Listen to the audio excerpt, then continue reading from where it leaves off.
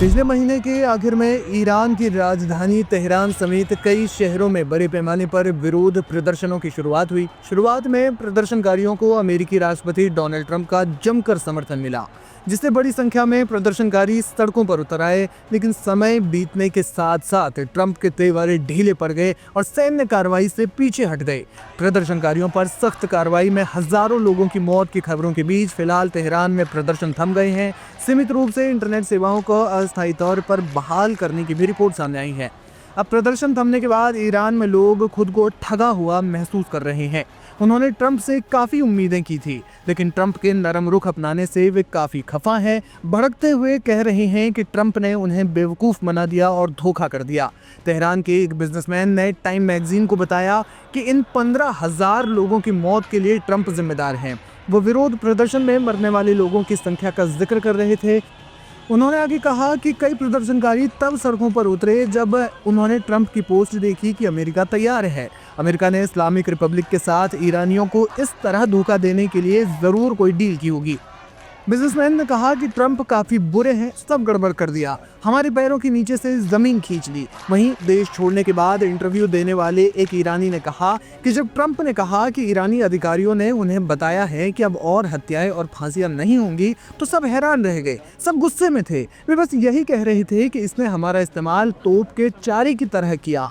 ईरानियों को लगता है कि उनके साथ धोखा हुआ है, कि ट्रंप ने उन्हें बेवकूफ बनाया, उन्हें धोखा दिया। तेहरान की एक महिला ने कहा कि मैंने सारी उम्मीद छोड़ दी है, ट्रंप कुछ नहीं करने वाले, वो क्या करेंगे उन्हें हमारी कोई परवाह नहीं है। बता दें कि प्रदर्शन की शुरुआत में ट्रंप काफी सख्त नजर आए थे और माना जा रहा था कि कभी भी ईरान पर अमेरिका अपनी सैन्य कार्रवाई कर सकता है। लेकिन समय बीतने के साथ साथ ट्रंप के तेवर कमजोर हो गए। उन्होंने ईरान के नेतृत्व को हिरासत में लिए गए 800 से ज्यादा प्रदर्शनकारियों को फांसी न देने के लिए धन्यवाद दिया। इसे इस बात के संकेत के रूप में देखा गया कि ट्रंप प्रशासन संभावित सैन्य कार्रवाई से पीछे हट सकता है। इससे पहले ट्रंप ने प्रदर्शनकारी ईरानियों से कहा था कि मदद आ रही है और अगर प्रदर्शनकारियों की हत्या जारी रहती है, यदि ईरानी अधिकारी हिरासत में लिए गए प्रदर्शनकारियों को फांसी देते हैं, तो फिर उनका प्रशासन सख्त कार्रवाई करेगा। लेकिन बाद में ट्रंप पीछे हट गए और उन्होंने साफ तौर पर कहा कि ईरानी सरकार ने उन्हें कहा है कि अब और हत्याएं नहीं होंगी और फांसियां नहीं दी जाएंगी। जाहिर है कि इससे ईरानियों के मन में नाराजगी का भाव पैदा हो रहा है। वो लोग जो सरकार के खिलाफ लामबंद थे और अब वो खुद को ठगा हुआ महसूस कर रहे हैं। यानी ट्रंप ने उन्हें साफ तौर पर धोखा दे दिया है। लेकिन बड़ी बात यह है कि ईरानी सरकार इस विद्रोह को कुचलने में पूरी तरह से कामयाब रही।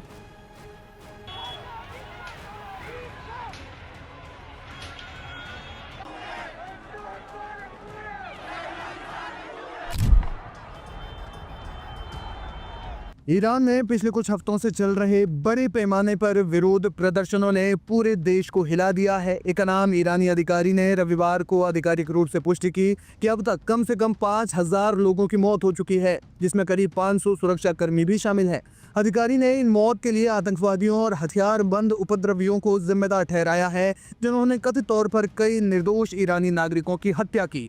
साथ ही ईरानी सरकार ने दावा किया कि इन प्रदर्शनों पर काफी हद तक काबू पा लिया गया है। लेकिन मानवाधिकार संगठनों और अंतर्राष्ट्रीय मीडिया की रिपोर्ट्स इससे अलग तस्वीर पेश कर रही है। ये प्रदर्शन दिसंबर 2025 के अंत से शुरू हुए थे, जो आर्थिक संकट से उपजे असंतोष से राजनीतिक परिवर्तन की मांग में बदल गए। ईरान में ये विरोध प्रदर्शन पिछले साल के अंत में तब भड़के जब ईरानी मुद्रा रियाल की कीमत में भारी गिरावट आई, जिससे महंगाई और बेरोजगारी चरम पर पहुंच गई। शुरुआत में ये प्रदर्शन आर्थिक मुद्दों पर केंद्रित थे, लेकिन जल्द ही वे supreme leader Ayatollah Ali Khamenei के शासन के खिलाफ बदल गए। प्रदर्शनकारियों ने खामेनी को उखाड़ फेंको जैसे नारे लगाए और पूर्व शाह मोहम्मद रेजा पहलवी के पुत्र रेजा पहलवी की वापसी की मांग की।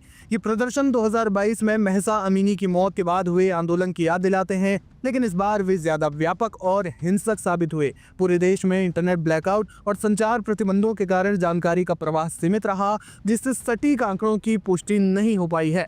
उत्तर पश्चिमी ईरान के कुर्द बहुल इलाकों में हिंसा सबसे ज्यादा रही, जहां कुर्द अलगाववादी समूह पहले से ही सक्रिय हैं। अधिकारी के अनुसार इन इलाकों में सबसे ज्यादा मौतें हुई है और झड़पें बेहद हिंसक रही। ईरानी सरकार इन प्रदर्शनों को विदेशी साजिश बताती है, जिसमें अमेरिका और इसराइल जैसे देशों का हाथ होने का आरोप लगाती है। सुप्रीम लीडर खामेनेई ने खुद इन मौतों को स्वीकार किया है, लेकिन इसे अमेरिकी राष्ट्रपति डोनाल्ड ट्रंप की साजिश उन्होंने करार दिया। आधिकारिक बयान में 5000 मौतों की पुष्टि की गई है, लेकिन स्वतंत्र स्रोतों और मानवाधिकार संगठनों के अनुमान इससे कहीं ज्यादा है। एक रिपोर्ट के अनुसार कम से कम 16,500 प्रदर्शनकारी मारे गए हैं और लगभग 3,30,000 लोग घायल हुए हैं, जिसमें बच्चे और महिलाएं भी शामिल है। ये संगठन अधिकांश मौतों के लिए सरकारी सुरक्षा बलों को जिम्मेदार ठहराते हैं, जो प्रदर्शनकारियों पर लाइव एम्यूनिशन और ब्रूटल फोर्स का इस्तेमाल कर रही हैं। ईरानी विदेश मंत्री अब्बास अरागची ने 12 जनवरी को दावा किया था कि प्रदर्शन अब पूर्ण नियंत्रण में है। उन्होंने इसे विदेशी आतंकवादी तत्वों की साजिश बताया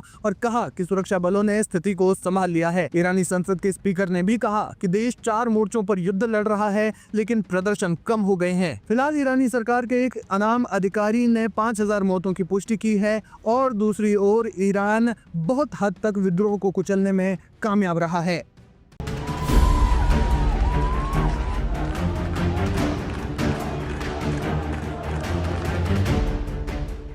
ईरान में आयतुल्ला अली खामेनेई की सरकार के खिलाफ लंबे समय से असंतोष और छिटपुट प्रदर्शन होते रहे हैं,